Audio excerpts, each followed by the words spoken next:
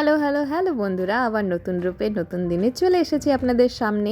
তো আমরা যাচ্ছি হচ্ছে ভ্যাকেশনে। তো কোথায় কোথায় যাচ্ছি, প্রচুর ব্লগ আসতে চলেছে, সাথে থাকবেন, পাশে থাকবেন ভালো ভালো ব্লগ দেখার জন্য। তো প্রথম দিন আমরা গিয়েছিলাম পুরীতে যাওয়ার পথে আমরা একটা রেস্টুরেন্টে থেমেছিলাম ব্রেকফাস্ট করার জন্য, কারণ আমরা বেরিয়েছিলাম ভোর 5টায়। সেখানে চা কফি খাওয়ার পরে ছোলে ভাটোরে আর পরোটা খেয়েছি। আর সেখানে না এত সুন্দর সুন্দর অ্যাকোয়ারিয়ামে মাছ ছিল, আর এত সাইজ বড় এগুলোর, দেখে মানে ভয় পালাচ্ছিল। এদিকে সামনেই গণেশ ভগবানের মূর্তি ছিল। খুবই সুন্দর একটা সাজানো গোছানো রেস্টুরেন্ট, যার নাম হচ্ছে অনিতা। তারপরে ব্রেকফাস্ট করার পর আমরা বাইরে এসে একটু ওয়েদারের উপভোগ করছিলাম ওয়েদারটাকে। বাইরেও ভীষণ সুন্দরভাবে সাজিয়েছিল, এই গাঁদা ফুলগুলো দেখে এত সুন্দর লাগছিল, এত সুন্দরভাবে ফুটেছিল। আর ওয়েদারটা তো দেখতেই পাচ্ছেন কেমন। আর মোটামুটি এখন কয়টা বাজে, 6:30 7টার মতো বাজে। তাই কিছু ফটোশ্যুট করে নিলাম।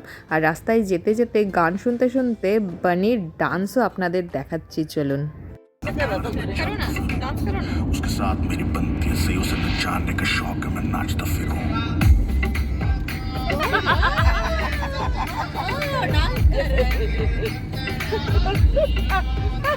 পুরীর রিসর্টে পৌঁছতে আমাদের 2টো বেজে গেছিলো, কিন্তু রিসর্টটা ছিল অসাধারণ। আপনারাও যেতে পারেন, প্রমোদ রিসর্ট আপনারা গুগলে সার্চ করলেই পেয়ে যাবেন। যেরকম এটার বাইরের অ্যাম্বিয়েন্সটা, ভেতরের অ্যাম্বিয়েন্সটাও ভীষণ সুন্দর ছিল। সাজানো গোছানো রুম ট্যুর আলাদাভাবে দেবো নেক্সট ব্লগে।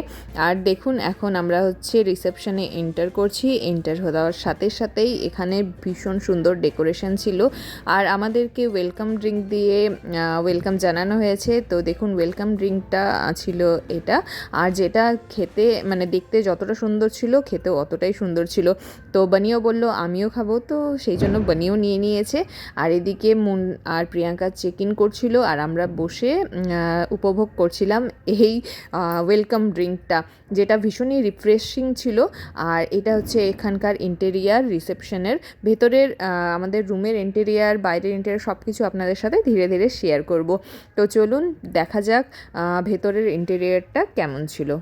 চেক ইনের টাইম ছিল আমাদের 12টার সময়। তো আমরা তার থেকে 2-3 ঘন্টা লেট করেই পৌঁছেছিলাম, কারণ জামশেদপুর থেকে পুরী আসতে মোটামুটি 7-8 ঘন্টা লেগে গিয়েছিল। এসেই রুমে প্রবেশ করলাম। 2টো রুম নিয়েছিলাম। আমি, মা আর বানি একটাতে ছিলাম, মুন আর প্রিয়াঙ্কা একটাতে ছিল।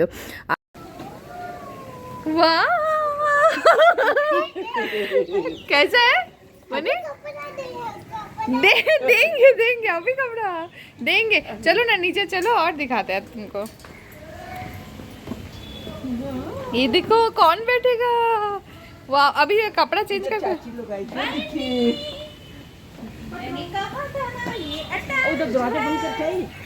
नहीं नहीं ये कर देते।